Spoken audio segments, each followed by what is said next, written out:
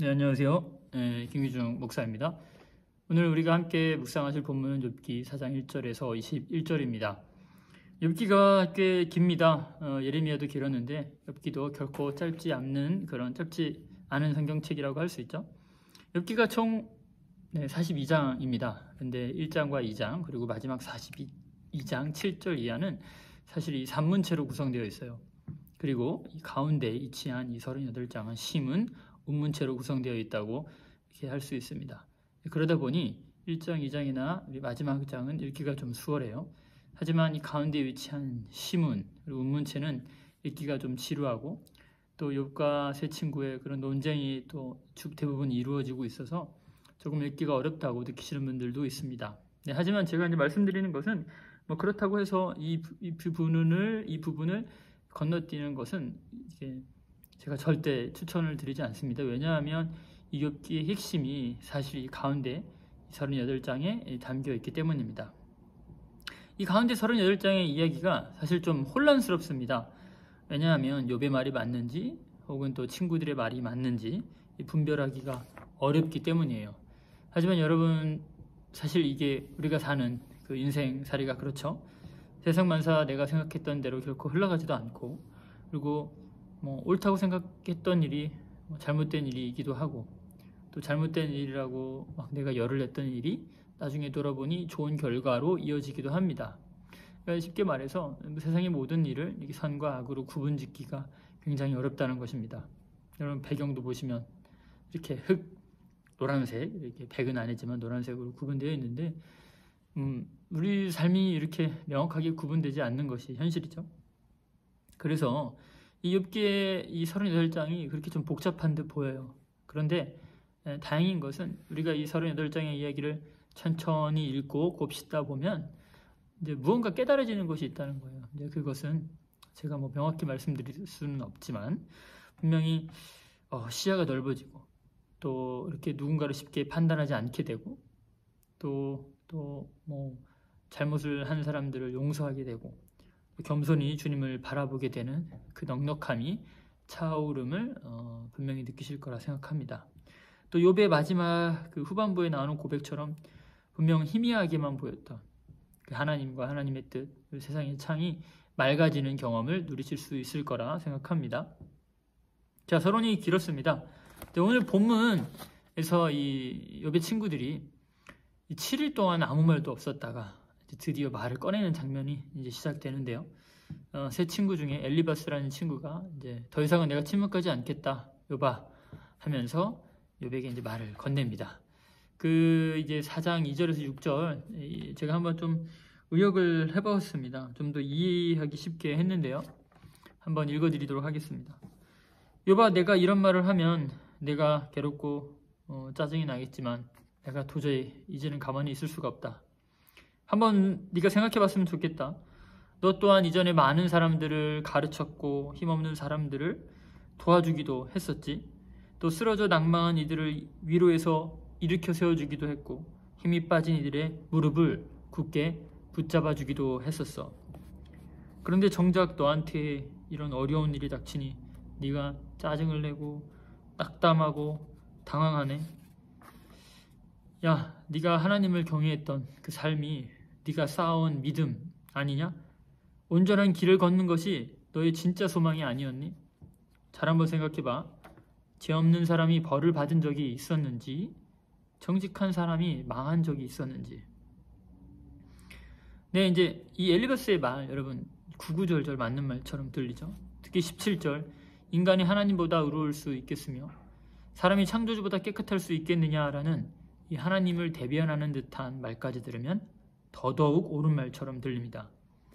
하지만 고통 중에 있는 욥에게 사실 이런 말들은 이 가슴에 날라오는 그 비수 같은 말이죠. 이 엘리바스의 말은 전형적인 인과응보의 신학을 대변하고 있습니다. 인과응보의 신학이란 무엇이냐면 쉽게 말해서 의인은 복을 받고 악인은 벌을 받는다는 것이죠. 네가 어려운 일을 겪고 있는 것, 그 이유를 찾아서 끝까지 거슬러 올라가면 분명히 죄를 지었던 부분이 있을 것이라는 거고, 네가 복을 받는다면 그것은 네가 하나님을 평소에 잘 믿고 순종했기 때문이라는 것입니다. 이 욥과 세 친구들의 대화가 총 24장으로 구성되어 있는데 이 욥의 친구들의 논리가 바로 이 인과응보적 신학을 대변하고 있다고 생각하시면 됩니다. 인과응보적인 신학을 바탕으로 욥을 꾸짖는 거죠. 근데 욥은 그 처절한 고통 중에서도 친구들에게 다 반박을 합니다. 더욱 욥을 힘들게 했던 게 무엇이냐면 하나님이 침묵하시는 것 같다라는 그런 거죠. 그런 침묵하시는 하나님을 마주하면서 욥은 더욱 낭망하고 좌절하고 또 죽고 싶은 그런 감정마저도 느끼게 됩니다. 여러분 한번 생각해 보실 게 있는데 그건 뭐냐면 과연 세상이 그렇게 욥의 친구들의 말처럼 정형화되어 있는가라는 것입니다. 세상에 어려움을 겪고 있는 사람들이 정말 너무나 많습니다. 또 무탈하게 잘 사는 사람들 다 의인이라고 말할 수는 없습니다. 세상이 간단하지 않다는 거예요. 잘 보시면 아무 이유 없이 재앙이나 자연재앙으로 어려움을 겪는 분들, 또 목숨을 잃는 분들 너무나 많고요. 전쟁과 내전으로 무고하게 목숨을 잃는 분들도 많이 있습니다. 분명 성서는 이 신앙생활을 잘하면 하나님 복을 주신다고 말씀하시고 또 악한 자를 벌하신다는 본문도 분명히 있습니다. 저도 그 본문 말씀을 믿고 하나님이 정의의 하나님이라는 사실을 믿어 의심치 않습니다. 하지만 진짜 문제는 무엇이냐면 바로 이 인과응보적인 논리를 모든 상황에 다 적용할 때 발생합니다. 바로 심각한 일반화의 오류에 빠지게 되는 것입니다. 저도 예전에 한 청년때 집회를 간 적이 있어요. 한 유명한 교회 집회를 간 적이 있는데 그 교회의 한 지사님께서 새벽 예배에 자기가 열심히 나갔더니 하나님께서 이 금가루가 쏟아지는 이 복을 주셨다고 그렇게 간증을 했습니다. 그분이 간증을 마친 후에 이 목사님도 연달아서 여러분 새벽 예배에 잘 나오면 하나님께서 이렇게 금가루가 쏟아지는 복을 주신다라면서 금반지도 끼시고 금팔찌도 끼시고 그런 모습을 보여주셨어요. 근데 제가 이제 그 설교를 듣고 간증을 보는데 마음이 너무 아팠습니다. 왜냐하면 이게 같이 그 집회를 옆에 또 같이 갔던 그 친구가 굉장히 어려운 일을 당했던 그런 상황이었거든요. 절실했던 상황이었습니다. 그러니까 여러분 사업이 힘들어진 분들이나 또 어려운 일을 겪은 이제 분들에게 이 말이 과연 그분들에게 좋은 말처럼 들릴까? 어떻게 보면 2차 가해처럼 들리지 않을까라고 생각이 됩니다. 자, 여러분 제가 말씀드리는 것은 이 자신의 경험이 곧 성서의 비밀인 것처럼 말하는 태도는 굉장히 위험하다는 거예요. 그것은 성서를 왜곡하는 길이고 또 아무리 놀랄 만한 경험을 자기가 했다고 하더라도 여러분 그 경험이 성서를 앞서는 것은 아닙니다. 그 경험 반드시 성서에 비추어 봐서 반드시 해석을 해야 되고 자신의 경험이 다 모든 상황에 다 적용할 수 있다고 말하는 것은 사실 이 망상에 지나지 않습니다.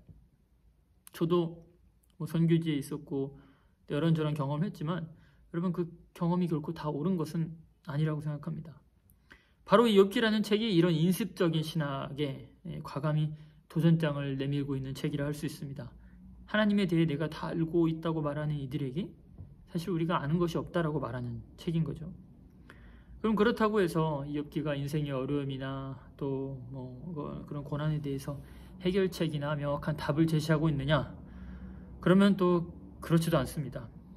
그래서 이 문학평론가이자 또 작가로 유명한 청파교회의 김기성 목사님은 욥기라는 책이 다음과 같은 질문을 던지고 있는 책이다라고 말한 바가 있는데 제가 굉장히 공감하는 말입니다.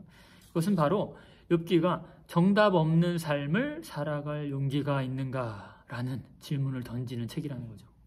다시 한번 읽어드리면 정답 없는 삶을 살아갈 용기가 있는가?